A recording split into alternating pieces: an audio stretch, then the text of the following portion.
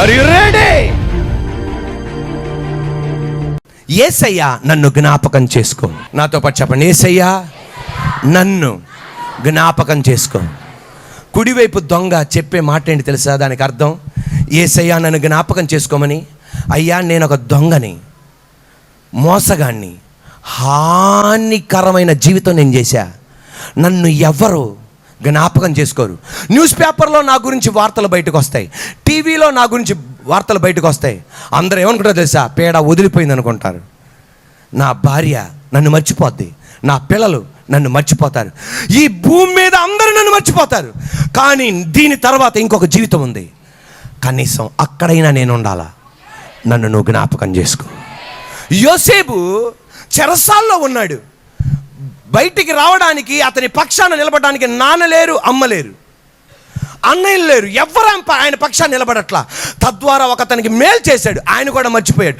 ఆయనతో నోరు తెరిచి అన్నాడు, నన్ను జ్ఞాపకం చేసుకో అని. ఈరోజు నువ్వు మీరిద్దరు ఫ్రెండ్స్, మీ ఫ్రెండ్ ఇతర దేశానికి వెళ్ళిపోయాడు, నువ్వు ఎక్కడే ఉన్నావు, మీ ఫ్రెండ్తో అన్నావు నన్ను జ్ఞాపకం చేసుకోమని, ఆయన మర్చిపోయాడు. ఆయన అమెరికాకి వెళ్ళి ఉండొచ్చు, ఆయన ఆస్ట్రేలియాకి వెళ్ళి ఉండొచ్చు, ఆఫ్రికాకి వెళ్ళి ఉండి ఉండొచ్చు. ఈరోజు నన్ను జ్ఞాపకం చేసుకోమన్నావు, కానీ ఎవరు నిన్ను జ్ఞాపకం చేసుకోవట్లేదా? ఖచ్చితంగా దేవుడు నిన్ను జ్ఞాపకం చేసుకుంటాడు. నీ స్థితికి ఆయన మార్పునిస్తాడు. హల్లెలూయా. నన్ను జ్ఞాపకం చేసుకో. శాంసన్ తన జీవితం అంతా ముక్కలైపోయింది. అటువంటి టైంలో దేవునికి ప్రార్థన చేశాడు మోకాలుంచి, నన్ను జ్ఞాపకం చేసుకో. దేవుడు జ్ఞాపకం చేసుకున్నాడు. హన్నా ప్రార్థన చేసింది, నన్ను జ్ఞాపకం చేసుకో. ఖచ్చితంగా దేవుడు నిన్ను జ్ఞాపకం చేసుకుంటాడు. మా అమ్మ నాన్నగారు మిగతా అప్పుడున్న విశ్వాసులు చోడవర ప్రాంతంలో పరిచర్యకి వెళ్ళేవాళ్ళు. ఆ చోడవర ప్రాంతంలో పరిచర్యకి వెళ్ళినప్పుడు అక్కడ ఇద్దరు ఉండేవాళ్ళు, తాతగారు మామగారు, యేసుపాదం గారు అన్నమ్మగారు అని. దేవుని బిడ్డలారా, యేసుపాదం గారు అన్నమ్మగారు పెద్ద కోటేశ్వరులు కాదు. ఆ పేదరికములో, ఆ ఇబ్బందిలో మా అమ్మ నాన్నగారికి ఆర్థికంగాను శారీరకంగాను స్థలములోను ఎంతో తోడ్పడ్డారు. అటువంటి వాళ్ళు, వాళ్ళ ఇంట్లో అందరూ చదువుకున్న వాళ్ళు కాదు, అందరూ 10th క్లాస్ లోపల వాళ్ళే.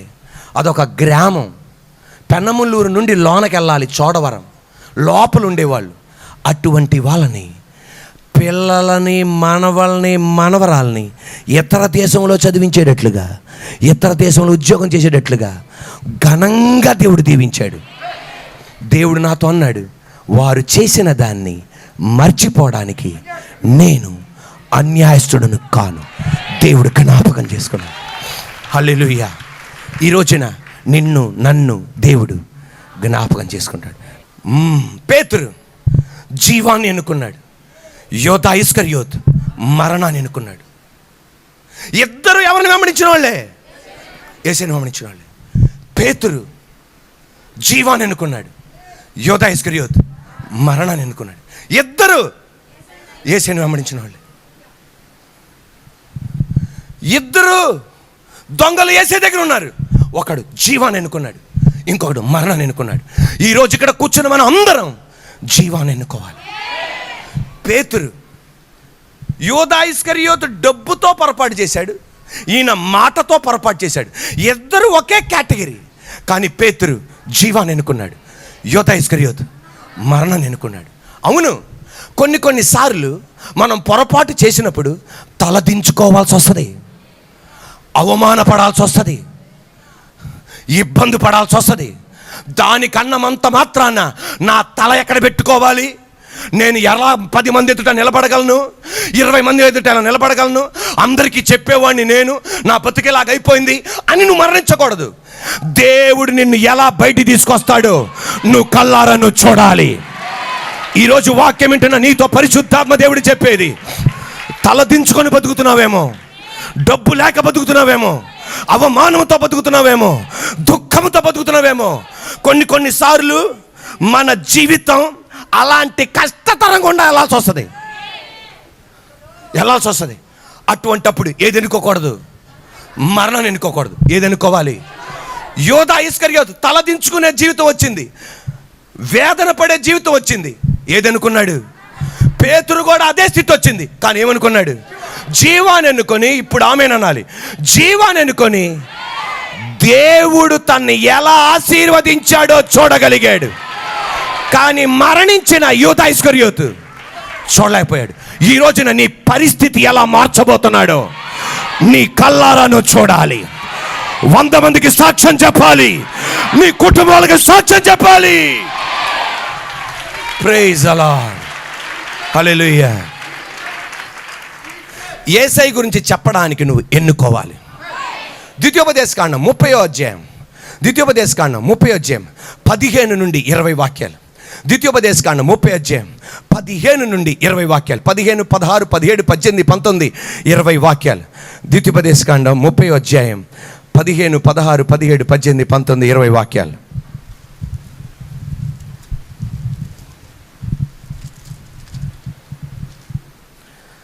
నాతో పాటు అందరు గట్టిగా చూడుము సరిపోలా. చూడుము నేను జీవమును మేలును మరణమును కీడును నీ ఎదుట ఉంచి ఉన్నాను. నీవు బ్రతికి విస్తరించున్నట్లుగా నీ దేవుడైన యెహోవాను ప్రేమించి ఆయన మార్గములయందు నడుచుకొని ఆయన ఆజ్ఞలను కట్టడలను విధులను ఆచరించమని నేడు నేను ఆజ్ఞాపించుచున్నాను. 16వ వాక్యం, ఆజ్ఞాపించుచున్నాను.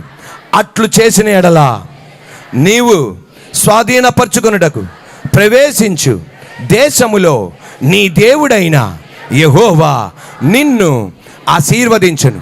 17వ వాక్యం, ఐగుప్త దేశమును దాసుల గృహములో నుండి మనలను మన తండ్రులను రప్పించి మన కన్నుల ఎదుట ఆ గొప్ప సూచక్రియలను చేసి మనము నడిచిన మార్గములన్నిటిలో మనము వెళ్ళిన ప్రజలందరి మధ్యను మనలను కాపాడిన యెహోవాయే మన దేవుడు. యెహోవా ఆ దేశములో నివసించిన అమోరీలు మొదలైన ప్రజలందరూ మన ఎదుట నిలవకుండా వారిని తోలివేసినవాడు. యెహోవానే సేవించదం, ఆయనయే మా దేవుడని ప్రత్యుత్తరమిచ్చిరి. అందుకు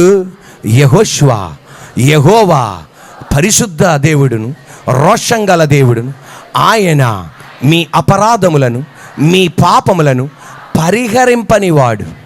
మీరు ఆయనను సేవింపలేరు. మీరు యెహోవాను విసర్జించి అన్య దేవతలను సేవించిన ఎడల ఆయన మీకు మేలు చేయువాడైనను మనసు తిప్పుకొని మీకు కీడు చేసి మిమ్మును క్షీణింపజేయననగా. Are you ready? ఎన్నుకోవటం దేవుడు మనకిచ్చిన వరం. ఈరోజు నువ్వు ఏది ఎన్నుకోవాలి? మరణమా జీవమా? అది నీ ఇష్టం, అది నీ ఇష్టం. హల్లెలూయా. ఈ రోజున యేసయ్య గురించి మనం చెప్పాలి, చెప్పకుండా ఉండొచ్చు, అది నీ ఇష్టం. ఎన్నుకోవటం దేవుడు మనకిచ్చిన వరం. మన మందిరానికి ఒక ఆంటీ గారు వస్తారు. ఆంటీ గారి పేరు సుజాత ఆంటీ గారు. ఆంటీ గారు ఒకరోజు వాళ్ళ ఇంట్లో సెమీ క్రిస్మస్ జరిగినప్పుడు అక్కడ సాక్ష్యం చెప్పారు. ఆంటీ గారు ఏం సాక్ష్యం చెప్పారంటే, అంకుల్ గారికి ఫిట్స్ రోగం, మూర్ఛ వ్యాధి రోగం, అది కంటిన్యూస్గా ఎప్పుడు పడితే అప్పుడు వస్తూ ఉంటుంది.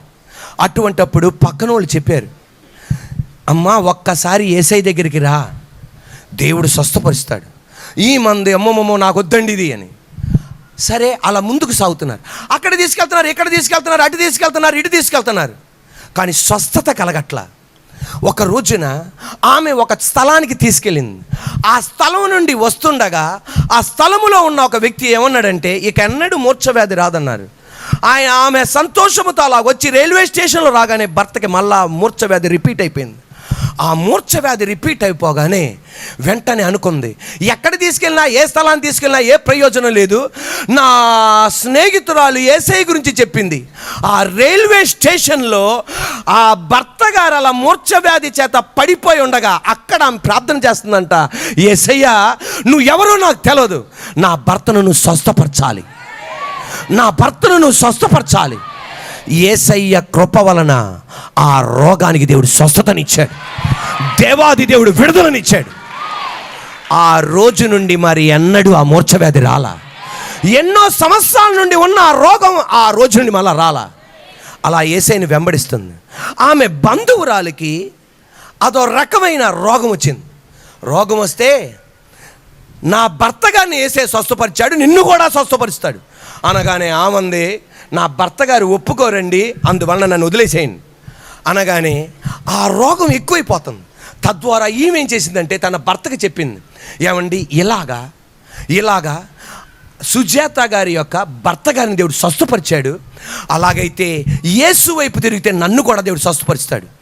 భర్త అన్నాడు, నీ ఇష్టం, ఆయన స్వస్థపరిస్తే స్వస్థపరచని నీ బాధ నేను చూడలేకపోతున్నా, నీ కన్నీరు నేను చూడలేకపోతున్నా, నువ్వు పడే వేద నేను చూడలేకపోతున్నా అనగానే ఆమె దేవుని సన్నిధికి వచ్చింది.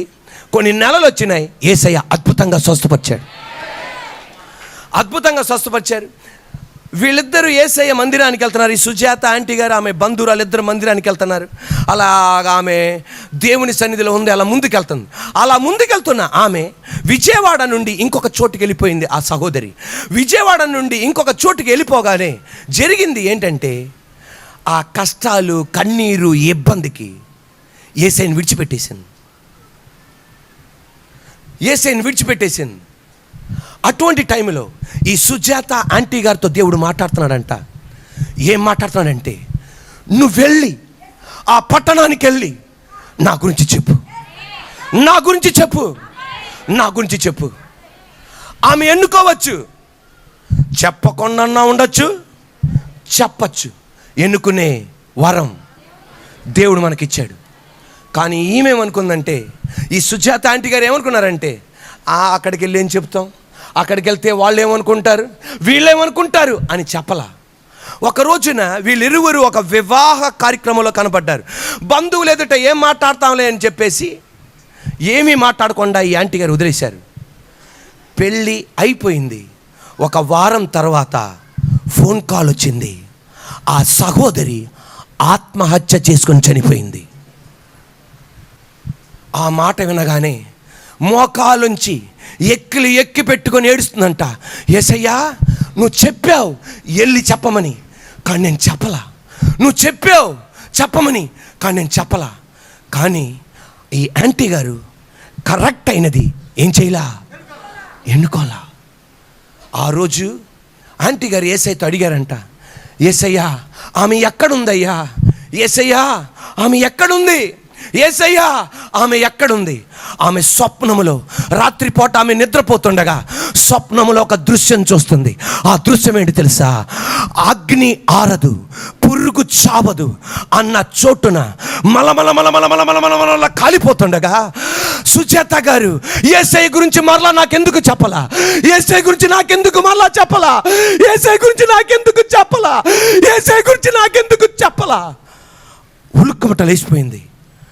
ఆ రోజు నుండి నిర్ణయించుకుంది, ఎవ్వరు కనబడినా యేసయ్య నీ గురించి చెప్తా. సరిపోలా, ఇప్పుడు చప్పట్లు కొట్టాలి. ఆంటీ గారు ఎప్పుడు మందిరానికి వచ్చినా ఎవరో ఒకరితో మందిరానికి వస్తుంటారు. అపార్ట్మెంట్లో యేసయ్య గురించి చెప్పిద్ది, కారులో యేసయ్య గురించి చెప్పిద్ది, ఆటోలో యేసయ్య గురించి చెప్పిద్ది, పెళ్ళికెళ్ళిన యేసయ్య గురించి చెప్పిద్ది. ఎందుకు తెలుసా, మరణం తర్వాత ఒక జీవితం ఉంది. అగ్ని ఆరదు, పురుగు చావదు అన్న చోటుకి నేను వెళ్ళకూడదు గనక. మనందరి చేతిలో ఈ కాగితాలు ఉన్నాయే, ఇది ఒక్కటి మనం చేస్తున్నాం.